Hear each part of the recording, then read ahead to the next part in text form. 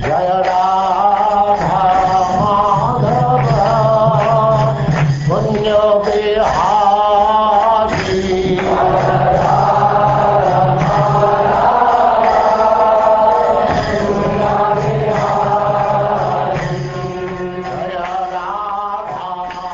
And now, Chapter 24, the Subterranean Heavenly Planets.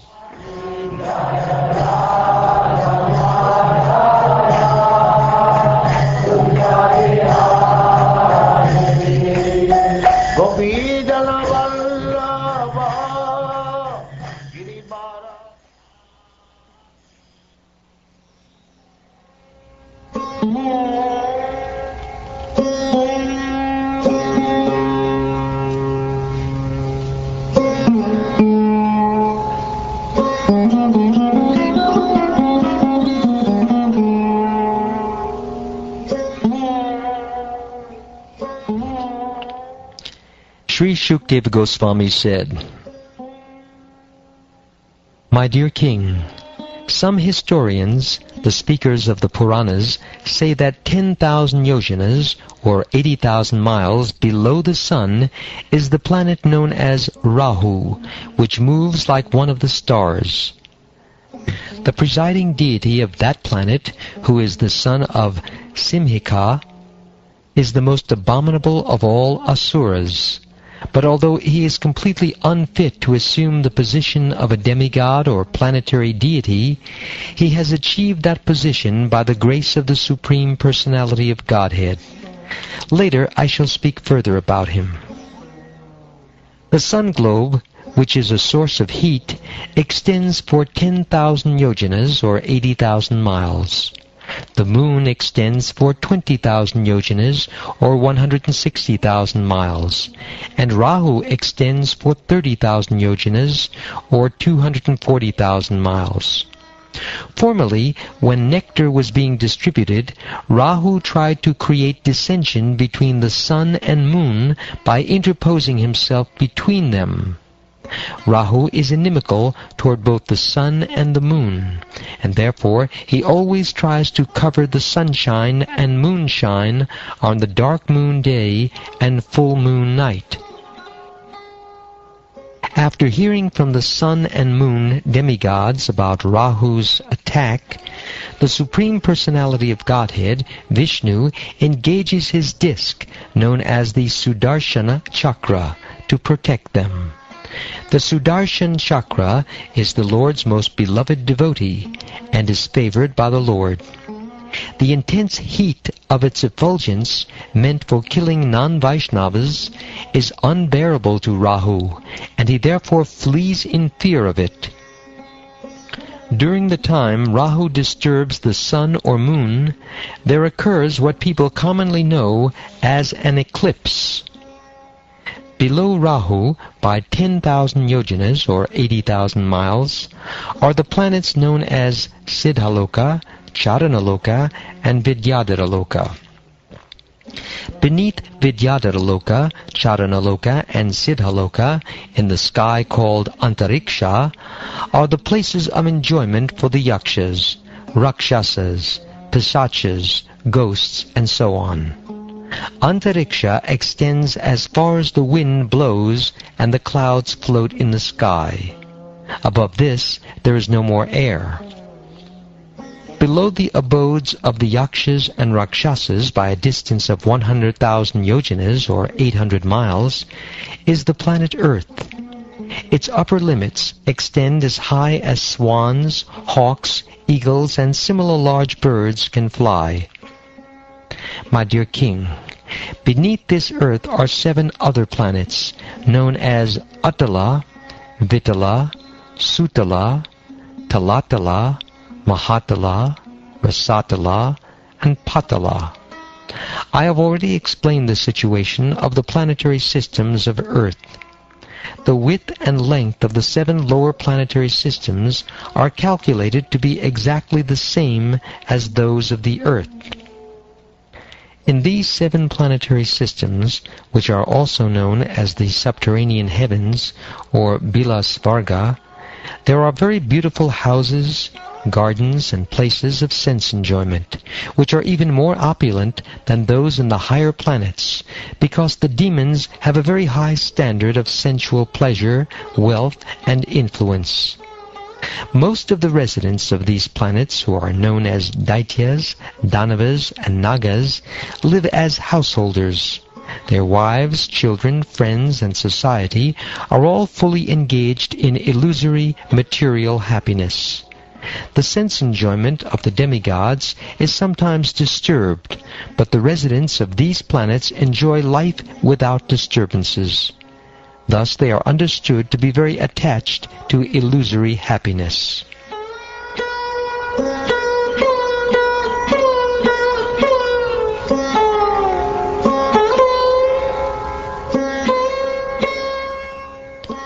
My dear King, in the imitation heavens known as Bilasparga, there is a great demon named Maya Danava, who is an expert artist and architect.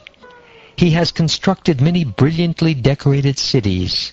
There are many wonderful houses, walls, gates, assembly houses, temples, yards, and temple compounds, as well as many hotels serving as residential quarters for foreigners.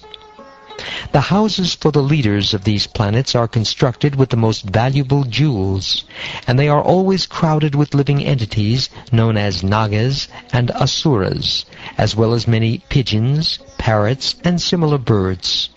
All in all, these imitation heavenly cities are most beautifully situated and attractively decorated.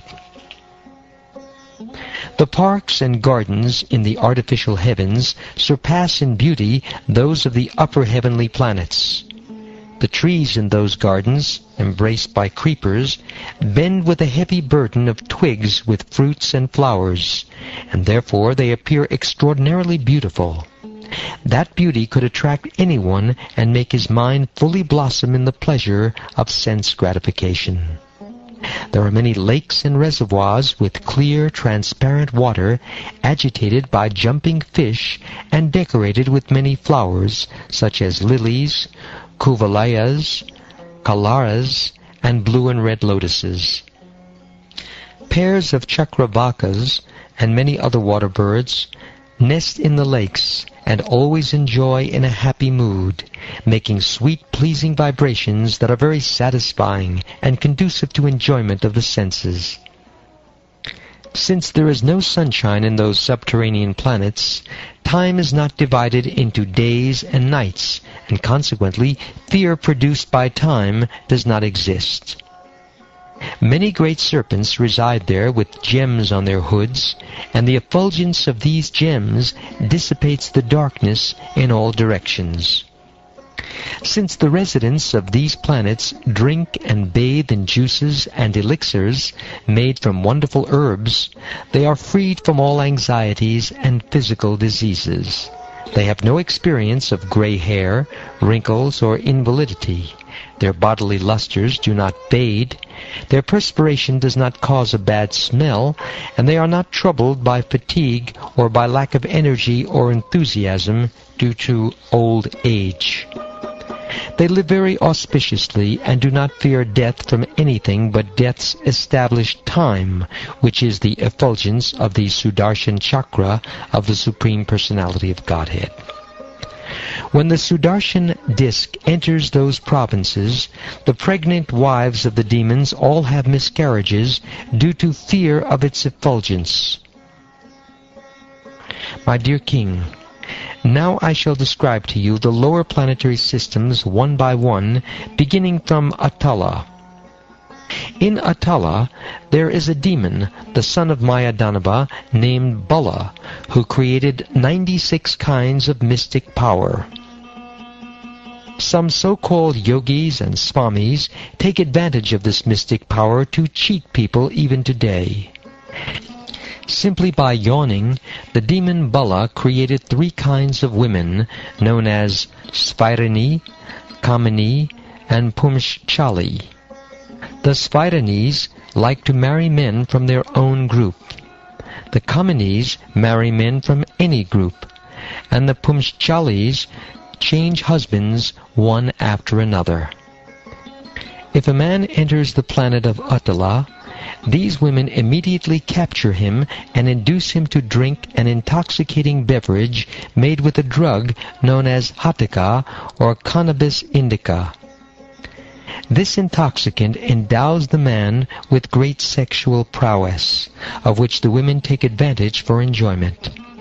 A woman will enchant him with attractive glances, intimate words, smiles of love, and then embraces. In this way she induces him to enjoy sex with her to her full satisfaction. Because of his increased sexual power, the man thinks himself stronger than 10,000 elephants, and considers himself most perfect. Indeed, illusioned and intoxicated by false pride, he thinks himself God, ignoring impending death. The next planet below Atala is Vitala, wherein Lord Shiva, who is known as the master of gold mines, lives with his personal associates, the ghosts and similar living entities. Lord Shiva, as the progenitor, engages in sex with Bhavani, the progenitress, to produce living entities, and from the mixture of their vital fluid, the river named Hatiki is generated. When fire, being made to blaze by the wind, drinks of this river, and then sizzles and spits it out, it produces gold called Hatika. The demons who live on that planet with their wives decorate themselves with various ornaments made from that gold, and thus they live there very happily. Below the planet Vitala is another planet known as Sutala, where the great son of Maharaj Virochana, Bali Maharaj, who is celebrated as the most pious king, resides even now. For the welfare of Indra, the king of heaven, Lord Vishnu appeared in the form of a dwarf, Brahmachari, as the son of Aditi, and tricked Bali Maharaj by begging for only 3 paces of land, but taking all the 3 worlds. Being very pleased with Bali Maharaj for giving all his possessions, the Lord returned his kingdom and made him richer than the opulent King Indra. Even now, Bali Maharaj engages in devotional service by worshipping the Supreme Personality of Godhead in the planet of Sutala. My dear King, Bali Maharaj donated all his possessions to the Supreme Personality of Godhead, Vamanadev. But one should certainly not conclude that he achieved his great worldly opulence in Vilasvarga as a result of his charitable disposition. The Supreme Personality of Godhead, who is the source of life for all living entities, lives within everyone as the friendly Supersoul, and under his direction a living entity enjoys or suffers in the material world. Greatly appreciating the transcendental qualities of the Lord, Bali Maharaj offered everything at his lotus feet. His purpose, however, was not to gain anything material, but to become a pure devotee. For a pure devotee, the door of liberation is automatically opened. One should not think that Bali Maharaj was given so much material opulence merely because of his charity. When one becomes a pure devotee in love, he may also be blessed with a good material position by the will of the Supreme Lord. However, one should not mistakenly think that the material opulence of a devotee is the result of his devotional service. The real result of devotional service is the awakening of pure love for the Supreme Personality of Godhead, which continues under all circumstances. If one who is embarrassed by hunger, or who falls down, or stumbles, chants the holy name of the Lord even once, willingly or unwillingly, he is immediately freed from the reactions of his past deeds. Karmis entangled in material activities face many difficulties in the practice of mystic yoga and other endeavors to achieve that same freedom.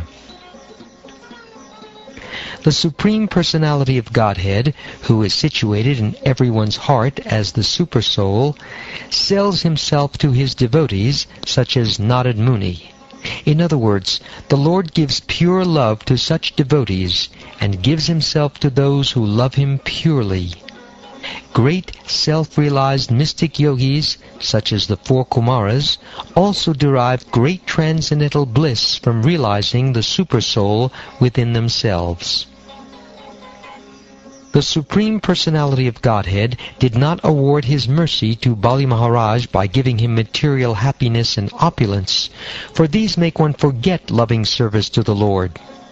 The result of material opulence is that one can no longer absorb his mind in the Supreme Personality of Godhead. When the Supreme Personality of Godhead could see no other means of taking everything away from Bali Maharaj, he adopted the trick of begging from him and took away all the three worlds. Thus only his body was left, but the Lord was still not satisfied.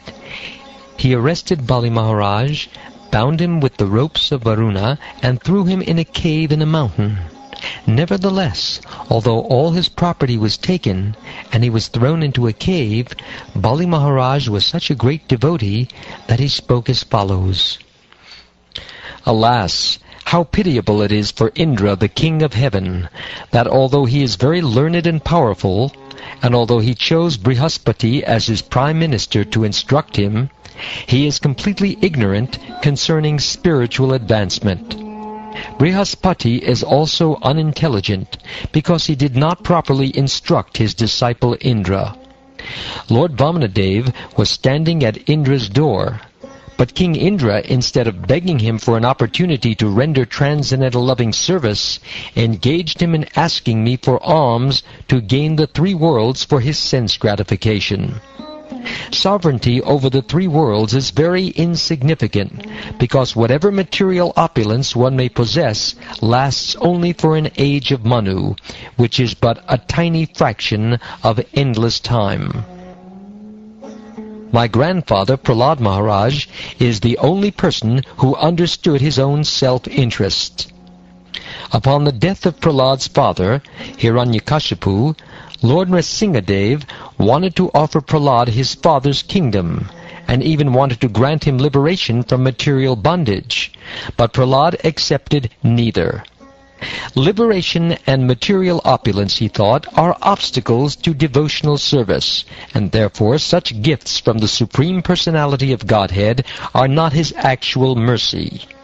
Consequently, instead of accepting the results of karma and jnana, Prahlad Maharaj simply begged the Lord for engagement in the service of his servant. Persons like us, who are still attached to material enjoyment, who are contaminated by the modes of material nature, and who lack the mercy of the Supreme Personality of Godhead, cannot follow the supreme path of Prahlad Maharaj, the exalted devotee of the Lord.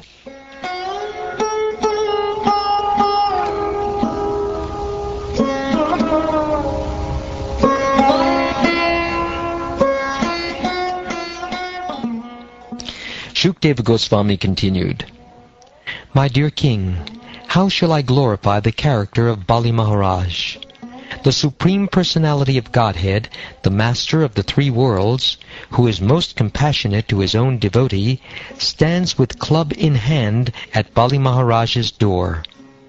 When Ravan, the powerful demon, came to gain victory over Bali Maharaj, Vamanadev kicked him a distance of 80,000 miles with his big toe.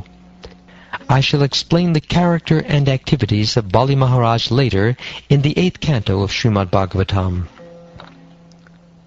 Beneath the planet known as Sutala is another planet called Talatala, which is ruled by the Danava demon named Maya.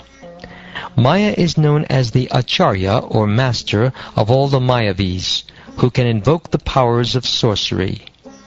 For the benefit of the three worlds, Lord Shiva, who is known as Tripurari, once set fire to the three kingdoms of Maya, but later, being pleased with him, he returned his kingdom.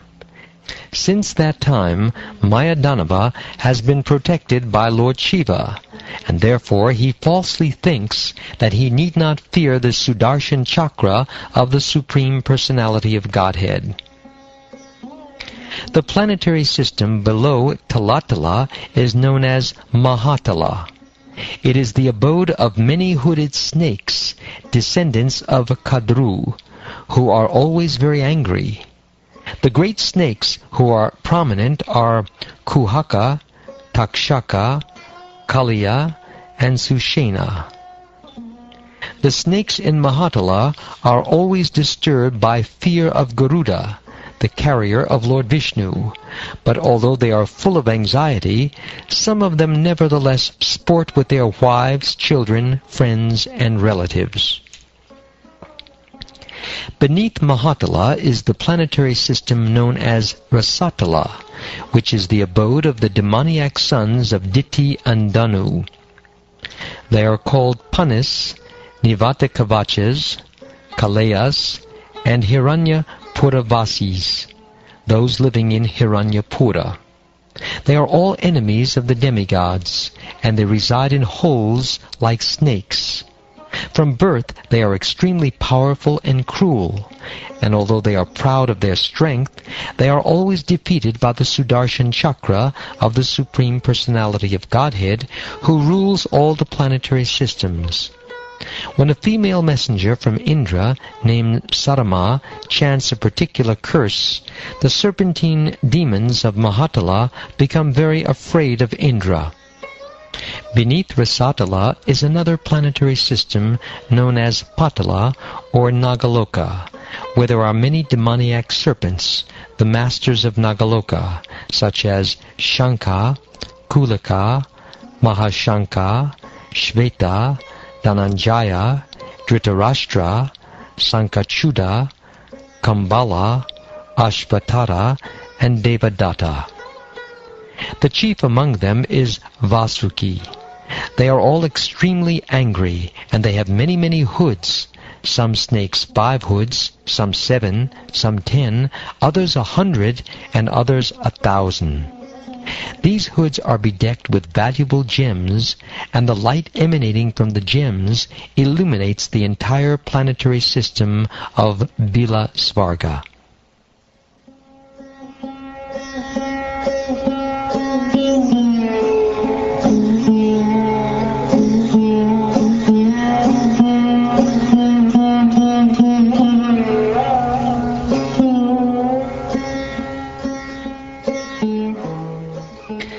Thus ends the 24th chapter of the 5th canto of the Srimad Bhagavatam, entitled The Subterranean Heavenly Planets.